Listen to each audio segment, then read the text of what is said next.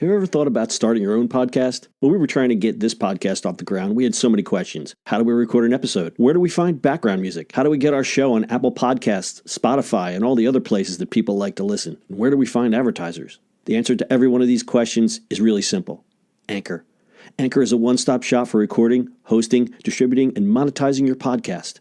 And best of all, it's 100% free and 100% ridiculously easy to use. Anchor makes it simple to get up and running. You can upload and schedule your podcasts ahead of time. It publishes to all the major podcast platforms. You can easily check your stats. I could go on, but instead, why don't you go and get started? Go to anchor.fm/start to join the eCommerce Minute and a diverse community of podcasters already using Anchor. That's anchor.fm/start. We can't wait to hear your podcast. It's the eCommerce Minute, your daily dose of e-commerce, tech, and retail news with your hosts, Bart Mraz and John Suter. The eCommerce Minute is a production of Sumo Heavy, a digital commerce consulting firm in Brooklyn, New York, and Philadelphia. Find us on the web at sumoheavy.com. It's the eCommerce Minute for February 22nd, 2018. In today's episode, eBay wants to make shopping and selling fun again. eBay is trying to make the platform fun again. According to a report posted on Bloomberg, the e-commerce marketplace will be rolling out new augmented reality features this year to make shopping and selling on the site more engaging. eBay will also be exploring a credit program for sellers to encourage them to keep their money on the platform. That feature will become possible as eBay transitions to a new payment provider after its relationship with longtime partner PayPal. The report goes on to say that eBay is working on an AR kit that, for example, will let car enthusiasts see how the images of new wheels would look on their vehicles before making a purchase. Another feature will help sellers select the correct box size for an item by overlaying an image of the box on the merchandise. eBay also announced that it hired data scientist Jan Peterson to run its artificial intelligence efforts that will bring new shopping experiences to the marketplace. Peterson was most recently VP of Data Science at Twitter. eBay's key strategies to maintain growth include improving the way artificial intelligence and data are used to personalize what visitors see on the homepage and introducing features such as the AR tools to make online shopping more fun, Mohan Pat, eBay's Vice President of Buyer Experiences, said in an interview. The goal is to expand eBay's customer reach beyond shoppers who know precisely what they want to enthusiasts in different categories seeking inspiration, Pat said. Personalization is all about getting you to buy the things you didn't know you wanted. eBay had a strong holiday quarter with 170 million buyers on the platform and a 10% increase in gross merchandise volume to 24.4 billion with a B. All right, all the other retailers, learn from eBay. You make it fun. Make it fun. Make it fun to shop.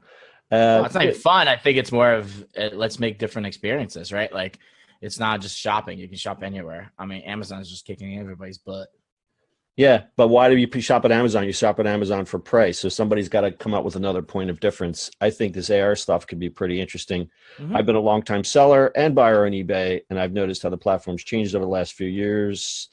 For a while, we're going to, start dinging the little guys and raising the fees. And then they realized that was a mistake and kind of came back to the core business. But now I think it's sort of a hybrid between Amazon and the little sellers.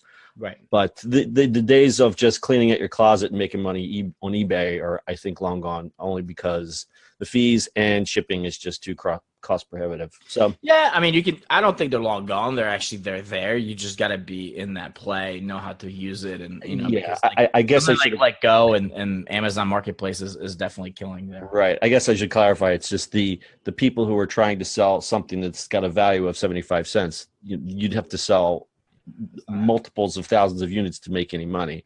Exactly. You used to be able to just pull something out of your closet and put it on eBay and anybody would buy it. Yeah. I mean, now it's you really got to work that. You got to work the system and you got to know what you're doing with it. It's a little work. Yeah. And like I said, eBay is appealing. If you go on their homepage now, they're really pushing the new merchandise.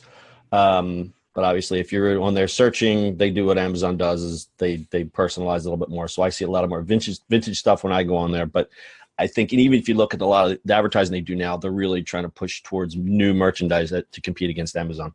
Yep, that sounds amazing. All right, and I just wanted to mention, I don't know if you can hear over the din of the blenders. It's today's National Margarita Day, so start up the blender. Start your blenders.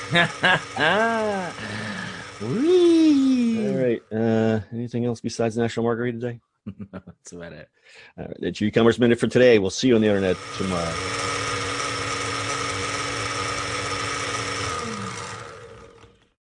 That's it for today's show.